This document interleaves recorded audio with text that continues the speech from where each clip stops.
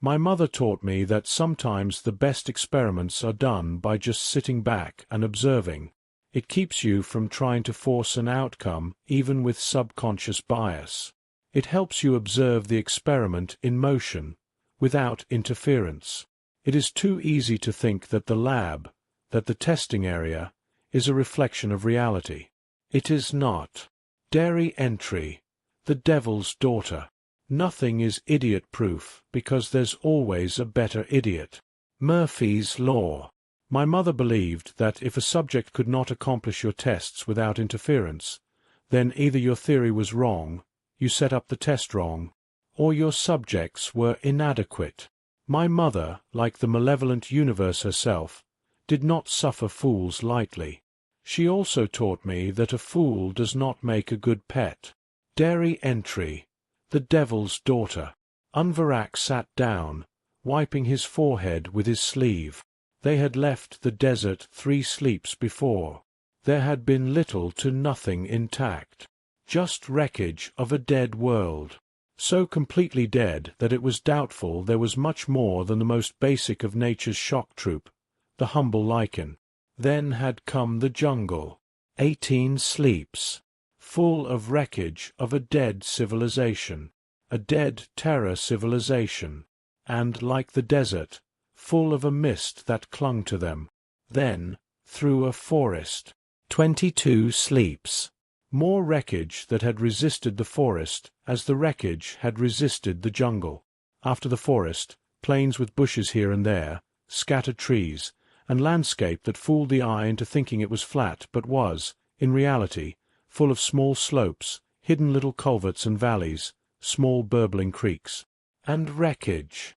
Slowly, everyone had gone silent. The DRA, Fulton, had grown closer together. Unvarak had once seen them behind some wreckage, engaged in sexual intercourse, the female crooning gently to the male as she groomed his fur with her claws, and he held her close. In a way, he was jealous of them, not the sex. In his long life he had eventually, like most of the elders of his species, lost interest in the act of sex, in the intimacy, in the quiet words between them when they moved slightly away. Unvarak disapproved of how people had begun getting out of sight of one another. He sighed and went back to what he had been doing, inventorying the tools and instruments that had been in his pockets. Across from him, the Ch.25 scientist was doing the same thing. He often tasted them, putting them in his mouth, and it took Unvarak a little bit to realize that some of the instruments and tools were designed to be held in the mouth. Quillick had a few tools, a few instruments, but it had taken him less than a half-hour to go through them and pronounce them all ready to be used with smile. Unvarak's tools were fairly basic, all of them small, no way for a user to calibrate them. The crudest was a simply mercury thermometer. The most advanced was a cellular sampler and inspector the size of his palm that would also do genetic sequencing for comparison. Part of Unvarak wished he had studied genetics. Oh well, it couldn't be helped now. Hrekel and Lu came back from where they had been behind a stand of bushes, Lu holding the smaller male's hand in hers. "Anything?" Lu asked. Unvarak shook his head, putting away the small mass spectrometer. "No. Just more grassland. No hints of what we're supposed to be doing, or what it meant by survive for our directions," Taskapak squealed. He looked around. "This blasted mist keeps us from seeing very far." "I think it's keeping us alive," Quillick said. He looked around. "This mist might be the only reason all of us aren't dead." "Explain, laborer," Taskapak demanded, almost quivering. Everyone had gotten used to the Ch.25 scientist's poor social skills. It had taken a bit for Unvarak to realize he wasn't insulting people by referring to their profession. The Ch.25 had little use for names. Quillick looked around. "All of us can live in the same atmosphere," he said. He smiled. Atmospheric control is one of the primary functions of a virtual intelligence at a mining outpost. You learn to be mindful of your suit atmosphere, or you become a statistic, and nobody wants that. Quillick tapped the rock he was sitting on.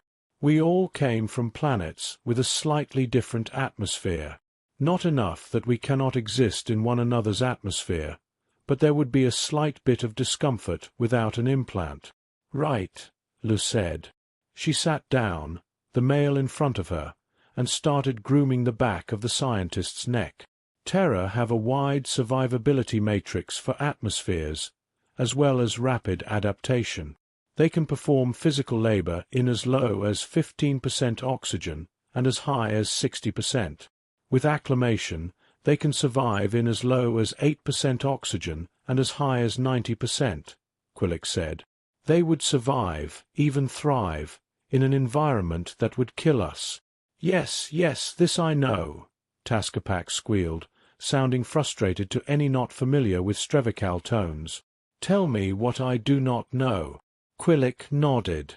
The atmosphere beyond this mist may be outside of our ability to survive. Terras can also survive high UV and IR exposure that would render us blind, are particularly resistant to radiation due to their triple helix DNA. All of us can see in the IR spectrum that the Terra could not. Perhaps the mist is keeping the atmosphere within our tolerances and shielding us from radiation as well as diseases and the like. Tascapac nodded his head. Yes, yes, you make good points, laborer. Viewpoints I had not considered, as you must pay attention, to the very things we take for granted in order to survive the rigors of your profession. The Strevical put a piece of equipment in his mouth, and Unvarak could see him almost chewing on it. After a minute, he took it out and looked at it. Yes, yes, optimum gaseous mixture for the Strevical people. Tascapac wiped it off and moved to Unvarak. Open mouth. Unvarak did so. Bite on rear ridge. Inhale through mouth, purse lips, exhale nose, the Strevical scientist said. Unvarak did what he was told. The piece of equipment made him gag when a small probe slid down his throat, but he kept his teeth on the soft rear ridge. He could taste how the flavor of the device kept changing, 5 or 6 flavors all mixing together in different strengths. Spit, the Strevical scientist said. He wiped it off and put it in his own mouth, nodding excitedly. Yes, yes. He repeated it with each person before wiping it off and putting it in his pocket. The laborer is correct. The probe detected optimum atmospheric gases in your lung passages. Different for each, Tascapac squealed. He moved over and pulled the Terra circuitry out of his pocket and began nibbling on the edges. He sat down on the rock. Hrekel brought out an instrument, examining it closely. He's correct about the radiation. The fog is blocking a lot of stellar radiation, the DRA Fulton scientist said. It appears to be at a comfortable median for all of us to be able to see comfortably and not be exposed to too much radiation. Unvarak chewed his lower lip for a moment, then moved over and sat down on the rock. That explains why the mist is everywhere we went, he said. The mist outside changed colors, though. He looked at several of his tools left. I want to check something, he said.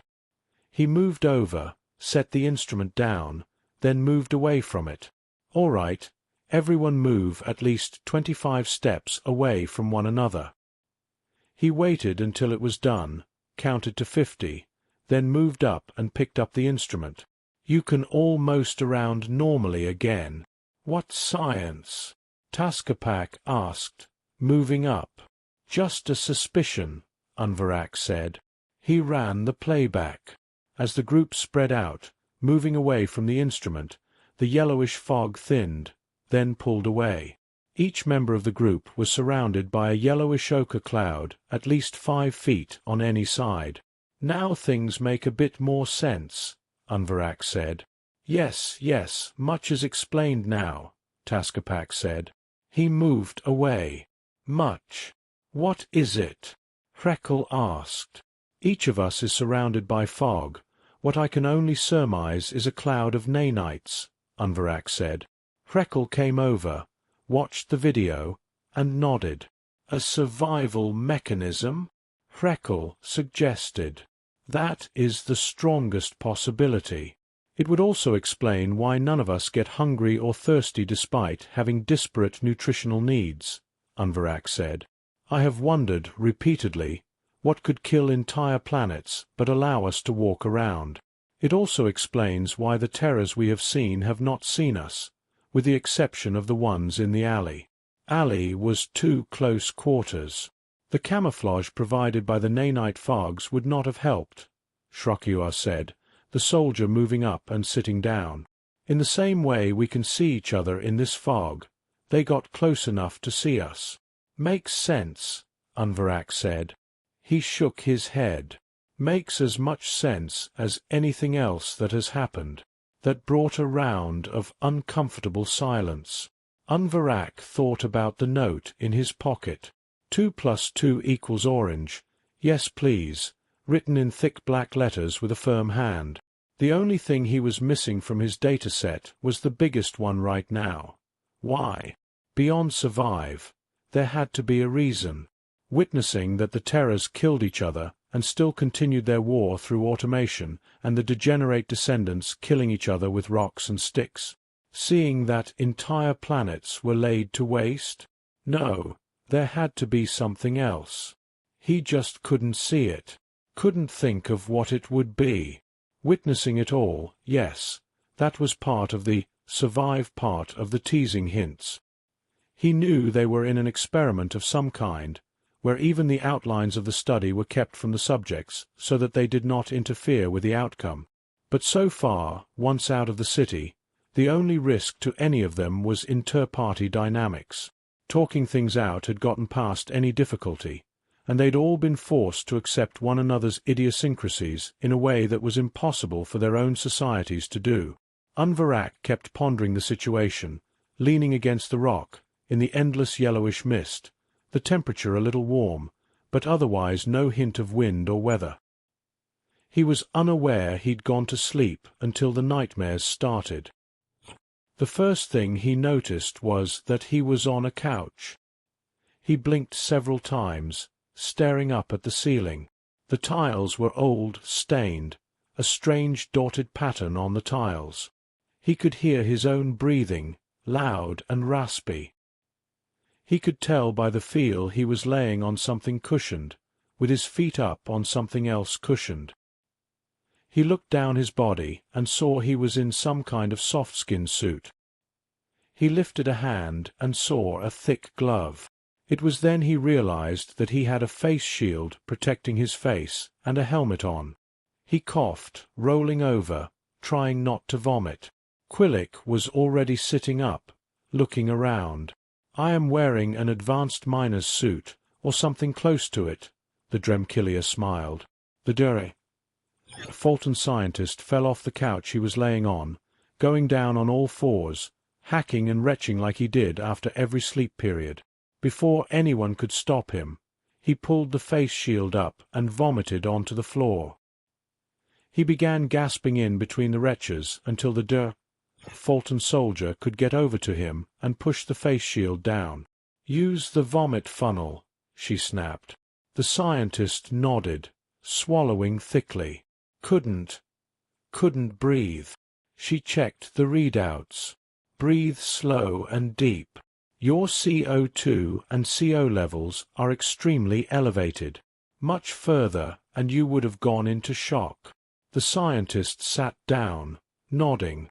Unvarak looked around to see the Strevikal soldier standing by the wall, looking down at the scientist. "We woke up first," was all the soldier said to Unvarak's stare. Well, Quillick was awake, but he was playing with his suit. "Checking suit function," was all Quillick said, still smiling. "Air exchangers and Otmo processors assure me that breathable air is able to be mixed from current area atmosphere." "Good to know," Unvarak said. He took a pull off of the suit's drinking tube, the water having a citric bite that felt good on his parched tongue. As he watched, the Ch.25 scientist finished putting some kind of film over two ends of a tube. He closed his eyes, raised his face shield, and started blowing into one end of the tube, slowly and steadily. After 3 breaths, he closed his face shield and stabilized his breathing. "What are you doing?" the DRA Fulton scientist asked. "Science," the Ch.25 answered. Unvarak looked around. The room was full of trash. It was windowless, making Unvarak wonder if it was inside a larger building or if windows had been excluded for security reasons. There was a lot of junk in the room, and he slowly moved around, looking at the piles. Taskapak finished whatever he was doing with the tube and moved on to ripping apart pieces of Terra technology that was stacked next to him. When he lifted his faceplate, Unvarak noticed the tube that went along the side of his face to his nose and the 2 nose plugs that were inserted. The Ch.25 scientist kept tasting things, chewing on the edges. After a second, he would rip it apart and check the smaller pieces, or set it in the larger pile or the smaller pile. Unvarak checked the door. It had a plastic cube coming off of it. There was a sealed doorway on the inside side of the cube, and the door in the wall on the other. A makeshift airlock. "We should go soon," Unvarak said. His stomach rumbled. Everyone turned to look at him. "Is anyone else hungry?" Unvarak asked. Everyone's hand went up. "Orange, yes, please," went through his mind.